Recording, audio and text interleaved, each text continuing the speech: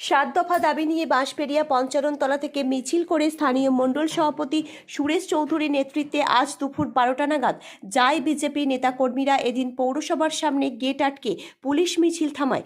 এরপরে বিজেপির নেতাকর্মীরা পৌরসভার গেটের সামনে স্লোগান দিতে থাকে। পরবর্তীকালে বিজেপির 8 জন প্রতিনিধি চেয়ারম্যানের সঙ্গে সাক্ষাৎ করে এবং প্রদান করে। উপস্থিত ছিলেন বিজেপির সাধারণ সম্পাদক সুরেশ সাউ সহ সভাপতি জয়রাজ পাল, বিজেপি নেতা স্বরাজ ঘোষ, রানা মুখার্জি, বিশ্বজিৎ রায়, গণেশ ঘণ্টাই সহ স্থানীয় নেতৃত্বরা। স্থানীয় সমস্যা তুলে ধরে 10 দিনের সময়সীমা বেঁধে দেওয়া হয়েছে চেয়ারম্যানকে।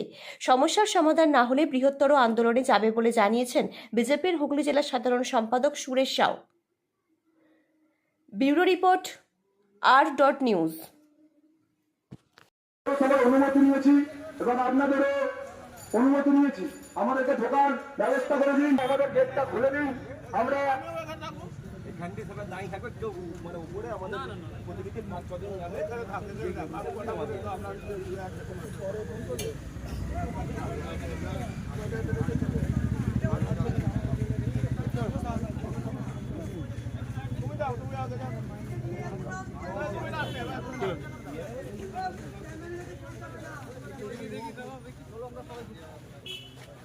সবাই পৌর প্রধানের সঙ্গে অনেকক্ষণ আলোচনা হলো, কি বলবেন? দেখুন, আমাদের স্থানীয় বাঁশবেড়িয়া পৌরসভার বেশ কিছু রাস্তাঘাট, শৌচালয় থেকে শুরু করে প্রধানমন্ত্রী আবাস যোজনার বাড়ি, নবমী গঙ্গে থেকে শুরু করে বেশ কিছু ওই গ্যাঞ্জেস ঝুট মিলের জায়গা কাউন্সিলরের দখলদারি, সার্বিক অভিযোগ নিয়ে আমরা চেয়ারম্যানের কাছে এসেছিলাম। বেশ কিছু উত্তর আমাদের দিতে পেরেছে, কিন্তু বেশ কিছু জায়গায় অসঙ্গতি। কিছু ক্ষেত্রে আমরা দেখলাম যে আগের যিনি চেয়ারম্যান ছিল, ঠিক আছে, সেই চেয়ারম্যানের সময় নাকি একাধিক দুর্নীতি হয়েছে, সেটা উনি স্বীকার করলো। উনি এবং আগামী দিনে সেই বিষয়ে থানায় হয়তো এফআইআরও করবে, সেটাও আমাদের আশ্বাস দিল।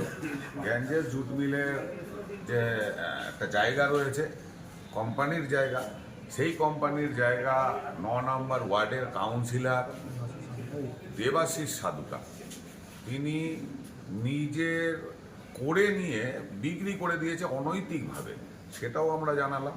সেই ক্ষেত্রেও বলছে যে আমাদের কাছে অভিযোগ আছে, কিন্তু লিখিতভাবে কোনো স্পেসিফিক অভিযোগ কেউ করেনি, মৌখিক অভিযোগ আছে। আপনারা কি করবেন অভিযোগ? তো আমরা সেই বিষয়ে আমাদের বললো যে আমাকে শুধু লিখিত দিন, আমি ওই ক্ষেত্রেও আমি এফআইআর করব। সার্বিকভাবে আমরা যেটা দেখলাম, একাধিক অভিযোগ উনি নিচ্ছে, কিন্তু সেগুলো কিছুটা ওনার থাকাকালীন হয়েছে, সেগুলো স্বীকার করছে।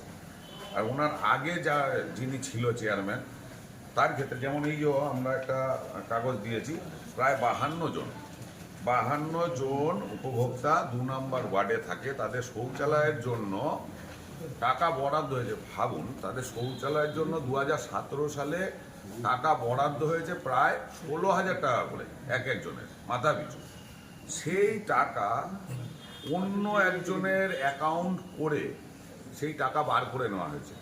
তার কাছে যখন এই বিষয়ে জানতে চাওয়া হয়, তিনি বলছেন যে 2017 সালে আমি তখন ভাইস চেয়ারম্যান ছিলাম, আমি চেয়ারম্যান ছিলাম না, যিনি এই চেয়ারম্যান ছিল এই বিষয়ে যেটা করেছে উনি করেছে।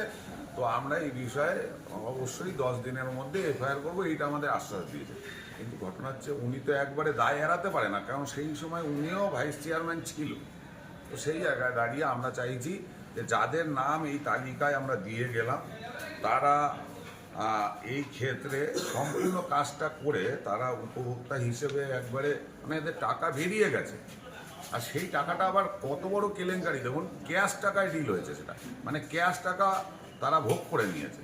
তো আমরা চাইছি সঠিক তদন্ত হোক, 52 জন সঠিক তদন্ত হোক, এবং কোটি টাকার উপরে প্রায় দুর্নীতি হয়েছে, যারা উপভোক্তা আছে তাদেরকে সেই টাকা ফিরিয়ে দেওয়া হোক। এই সব বিষয়বস্তু ছিল। রাস্তাগুলো তো তাপ্তি মেরে মেরে চলছিল, সবুজ আমাদের পুরো তথ্য তুলে ধরলো।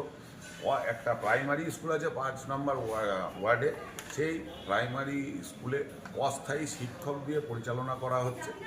সেই জায়গায় দাঁড়িয়ে স্থায়ী শিক্ষক ওখানে নিয়োগ হোক। প্লাস হচ্ছে জলের অনেকগুলো কল বন্ধ রয়েছে রাস্তার ধারে, যে কলগুলোর মানুষের প্রয়োজন আছে অথচ বন্ধ হয়ে পড়ে রয়েছে, সেগুলো চালুর জন্য আমরা দাবি জানিয়েছি। এরকম একাধিক দাবি জানিয়েছি, উনি শুনেছেন এবং বলেছেন এগুলো 10 দিনের ভেতরে এগুলো সব সমস্যার সমাধান উনি করবে, এই কথা বলেছেন। হ্যাঁ, যদি